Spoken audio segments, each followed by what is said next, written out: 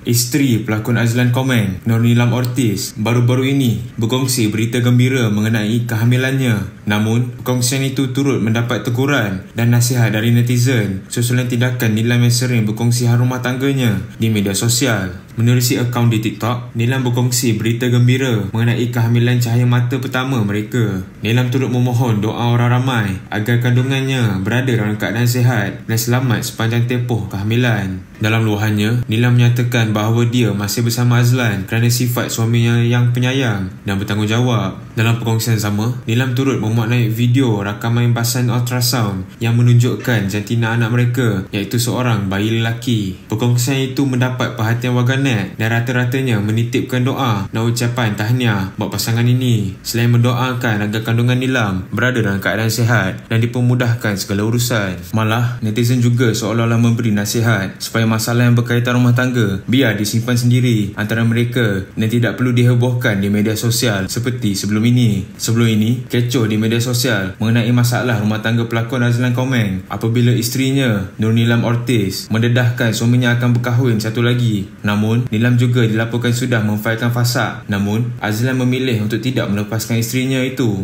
Isu rumah tangga mereka menjadi perhatian lagi selepas seorang wanita berpudah yang dipercayai bakal madunya memuat naik foto bersama Azlan. Netizen mula membuat spekulasi mendakwa wanita itu sebenarnya Nilam. Namun, usahawan itu tampil menafikan dakwaan tersebut. Setiap masalah yang berlaku pasti ada jalan penyelesaiannya. Apapun, diharapkan urusan Nur Nilam Ortiz dipermudahkan dan terus berjaya dalam karier yang dibina.